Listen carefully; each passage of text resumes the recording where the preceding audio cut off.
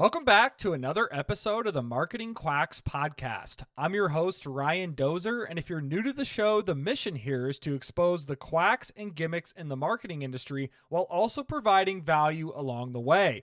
Now, if you've been an avid listener of this show, I'm mixing things up today and I'm going to do my first ever solo episode. Every other episode, I've featured a guest that's been very knowledgeable about a specific topic of marketing. So the topic today is going to be 5 books that I've read that have really helped shape the way I think and have helped me grow into the marketer and entrepreneur that I've become today.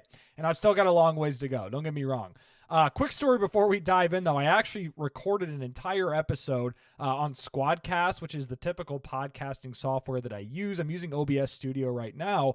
For some reason, my mic wasn't connecting. I had a software update on my computer, so I recorded an entire episode. Come to find out that my mic wasn't connected, so there was no audio. So here we are doing a complete rerun of the episode that I recorded. So I wanted to get that out of the way. But I was talking to one of my other buddies who's dabbling in entrepreneurship right now, and he asked me a question the other day. He's like, Ryan, what are the top books that you've read that, I should read or that have really shaped the way that you've become as a marketer or an entrepreneur? And to be honest, guys, I'm not really an avid reader, just to be transparent. I'm reading a book called The Book on Mental Toughness by Andy Frisella right now. But I'm not really a huge reader. I spend most of my time consuming podcasts, watching YouTube videos when it comes to learning things about marketing and entrepreneurship. But there have been 5 books that I've read in the past when I was, I believe, 22, 23. So that would have been 4 or 5 years ago at this point. That really got my mind to think in a different way when I was new on this journey. So let's just dive in. Let's get into these 5 books right here. And I have them right here. And if you're watching the video version of this episode, I'm just going to show the covers of these books as I call them out. So the first one is The 4-Hour Workweek by Tim Ferriss. Probably one of the most popular books I'm going to talk about on this episode. This one really changed everything for me. There are so many good quotes in this book, and there's some BS too, right? Nothing in here is a silver bullet. Tim Ferriss talks about outsourcing to the Philippines and India and how outsourcing can solve a lot of problems in what you're doing. And there's some validity to that. But in reality, running a marketing agency, I've had nothing but problems outsourcing to the Philippines. Maybe I'm doing it wrong. I don't know. But I just think there's a lot of gray area in that aspect of outsourcing. But anyways, the gist of this book here, if you've heard of it and you haven't read it, Tim Ferriss really presents a blueprint for escaping the traditional corporate 9-to-5 lifestyle. He talks about leveraging automation, outsourcing, time management to create a lifestyle of freedom. He also advocates for non-essential tasks, building passive income streams, really designing your life around your passion.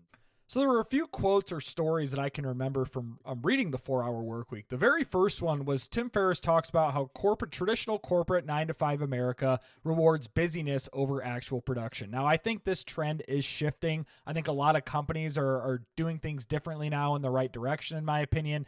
But in my days of corporate, I saw this firsthand. And Tim Ferriss talks about the example that he gave in the book is he said, if you want to be the best employee in 9-to-5 corporate America, pick up a stack of papers, put the phone up to your ear and walk around and act like you're talking, act like you're so busy. And what you'll do is you'll send all these virtue signals to everyone around in the cubicles nearby. And most people will think, oh my God, look at Ryan. He's the busiest employee. He must be getting so much work done. Look at him go, right?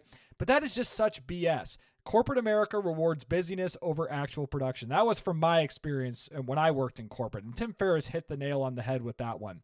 The other one he talks about is uncertainty over unhappiness. And I should probably get this tattooed on me at some point, where he talks about how you should always choose uncertainty over unhappiness. But the reality is most people default to unhappiness instead of uncertainty.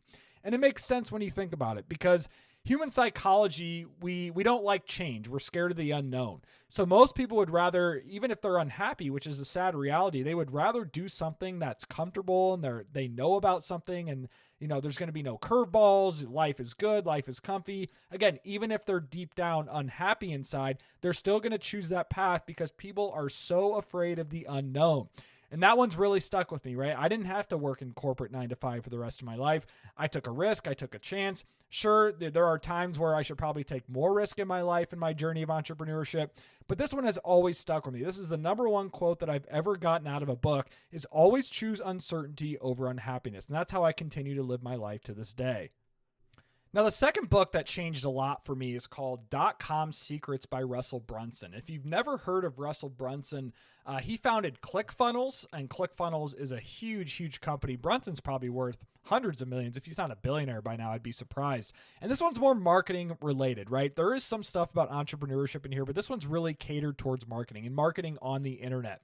And so in this book, Russell Brunson really dives into strategies behind scaling a successful online business through different sales funnels. He talks about how the psychology of online buyers and teaches readers how to create compelling offers, build trust, convert website visitors into loyal customers.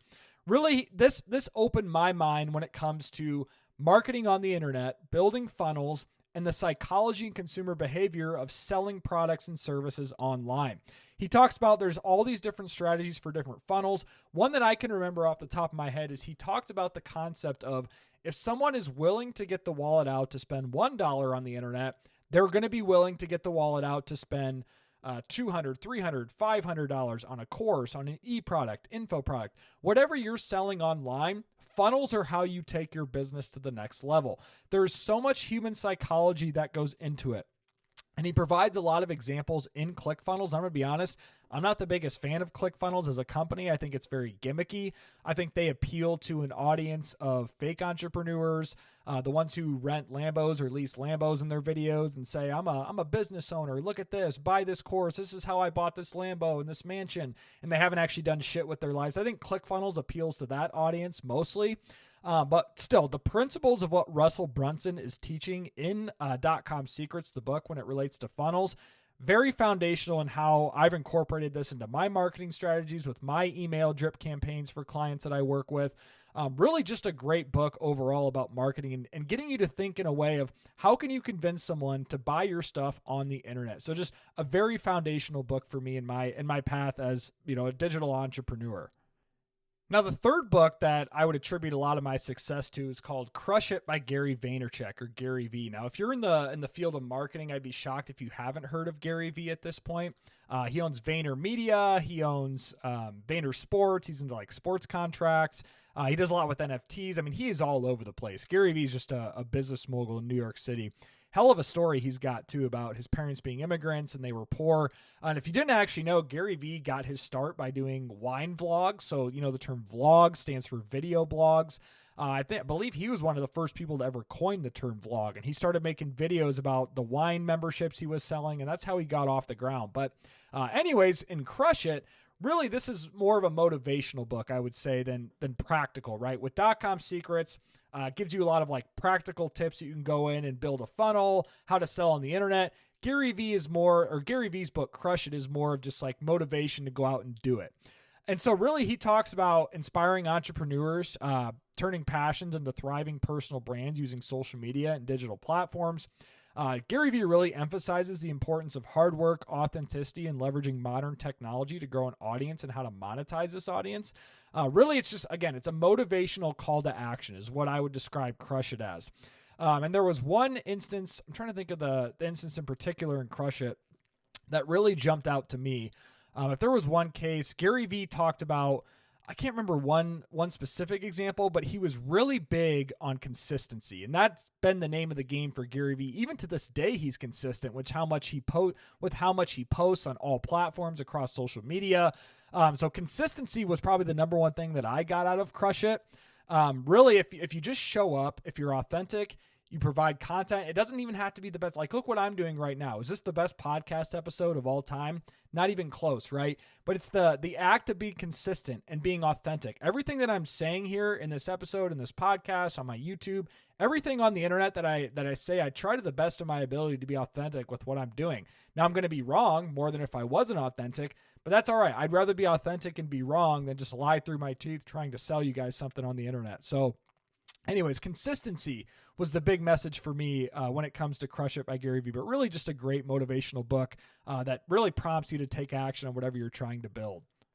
Now, the fourth book that did a lot for me, and this is probably the one I've read most recently. I read this last year. This is called The Almanac of Naval Ravikant. Now, Naval Ravikant, honestly, probably the smartest guy I've ever listened to. He didn't write this book. This is written by Eric Jorgensen. And this is a compilation of all of Naval's tweets. I think it's only his tweets. I don't think it's really anything else on the internet. where this Eric Jorgensen guy compiled all of Naval's tweets from the past several years, put it into one book, and then gave kind of his take on it. So if you haven't heard of Naval Ravikant, he does a lot of things. He's a serial entrepreneur. He is a big-time angel investor in Silicon Valley. I know he's like known for being one of the early investors. I think it was Uber. It was some of these big tech startups back in the day that have really blown up. But anyways, Naval, I first came on to him when he was on Joe Rogan's podcast. One of the best podcast episodes I've ever listened to. Just so many mic drops and knowledge bombs that come out of Naval's mouth. Again, he's the smartest guy I've ever listened to. He's just so smart the way he articulates things. And so really with this book, again, it talks a lot about wealth building, happiness, life philosophy, how to be happy and build wealth in really simplistic terms. It's podcasts as well. It's not just tweets. He looks at some of the podcasts Naval's been on, essays. Just a great guide to wealth and happiness through unconventional wisdom is the Almanac of Naval Ravikant. Now, if there was really one part of this book, the Almanac of Naval Ravikant, that jumped out to me, I think it was been compound interest, and it wasn't just compound interest. When we hear the term compound interest, we think of it in the way as investing or building wealth. But the way Naval articulates compound interest, he talks about applying this to all aspects of your life, right? Relationships, knowledge, habits. Think about, like, for example, if you want to learn SEO or some other skill in marketing or whatever the industry is, you have to compound that to be great at it or to become an expert. So look at SEO, for example, and I'm just spitballing here. If I wanted to learn SEO tomorrow and I knew nothing about it, you have to compound compound interest of the knowledge that you're building to become an expert in SEO. So maybe on day one, I just read the basic principles of SEO. I learn definitions. I learn terminology. Maybe day two, I learn WordPress. I spin up a WordPress site and I learn on-page SEO through a plugin like Yoast. Maybe day three, I learn backlink building, right? I learn how to build backlinks. I learn how to use tools like Ahrefs or SEMrush to do backlink analysis and pitch people to earn links. Maybe day four, I learn Screaming Frog and I learn technical SEO. And all of these different things are compounding to your overall knowledge of SEO. It's all compound interest. I just love the way Naval talks about this topic or this concept of compounding because, again, we always think of compound interest as just wealth and money, which is true. It's a very, very powerful thing in that regard, but it doesn't just apply to wealth and money. Compound interest applies to everything. So just a really great book, in my opinion. So the fifth and final book, if I can find it in my pile here, is The Rational Optimist by Matt Ridley. And really, this one is more self-development. This, I wouldn't say, is really business-focused or marketing-focused. You could definitely apply it to aspects of that. But think about rational optimism, just that term, being rationally optimistic. If you pull up your phone or you turn on the TV or you go online on the internet, you're more than likely going to see doom and gloom everywhere. Scrolling on social media, a bad headline here, whether it's politics, climate change, wars, right? There's so much bad news floating around because the goal of these big companies pushing doom and gloom is to try to drive fear into you, right? Fear causes us to spend money, causes us to do a lot of stupid things that we wouldn't normally do. However, Ridley argues that with doom and gloom shoved down our throat every single day, in order to move forward, you have to be rationally optimistic. And I completely agree with this. And so really what he's arguing is that human innovation and free markets have driven progress historically and will continue to do so to solve future global challenges. So the big global challenges right now that come to mind, right? Global warming, that's a huge one. Nuclear war, that's another big one, right? Where if you're not thinking rationally optimistic, you may think, well, these are inevitable. We're so screwed. Oh my God, poor me. What do I do? I'm just going to, just wait until it happens, And that's really what these algorithms on social media and the news networks want us to do. They want us to be scared every single day of our lives. And so Matt Ridley argues that go back from the beginning of man, they were faced with problems every single day.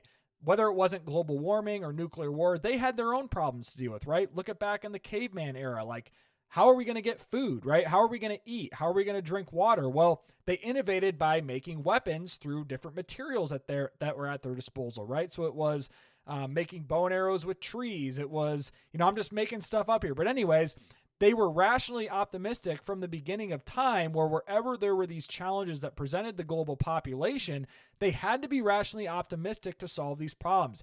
And throughout the course of human history, rational optimism has always pushed us forward. We would not be sitting here where we are in 2024, me talking to you through a remote podcasting software through the internet, if it weren't for rational optimism. So just a really good way to look at things. I'm trying to look at my notes here to see if he had any other parts that I remember. He talks about free markets a lot, talks about global trade. He talked about technological advancements will continue to overcome resource scarcity and environmental concerns. Like I talked about the global warming thing, there's this huge fear around resource scarcity. But Ridley argues that rational optimism says that technological advancements will overcome all of these fears. So I'm not gonna keep rambling on about this, but The Rational Optimist by Matt Ridley, really good book, and I would suggest checking it out. So just kind of wrapping everything up here. Again, my top 5 books I would argue that have really helped me into who I am today and help self-development, entrepreneurship, marketing are The 4-Hour Workweek by Tim Ferriss, .com Secrets by Russell Brunson, Crush It by Gary Vee, The Almanac of Naval Ravikant by Eric Jorgensen, and The Rational Optimist by Matt Ridley. I almost stumbled up when I was saying those top 5 there. I'm reading the book on mental toughness by Andy Frisella right now. I'm not an avid reader. These are just books that I know have shaped my life the way they are right now and the way that I operate and think. So those are the top 5 I would recommend. Now, again, I don't do a lot of solo episodes like this, so you can probably expect more of these in the future. Hopefully, this is a great way to push myself and get out of my comfort zone. Really appreciate you all if you've made it this far into the episode at this point. I hope you took away something, found value. Maybe you're going to take action to read one of these books I'm talking about, pursue entrepreneurship. I don't know. But I just hope that this provided some value to those listening. So that's it. I mean, be sure to tune in again next time for the next episode of the Marketing Quacks podcast. I appreciate all of you.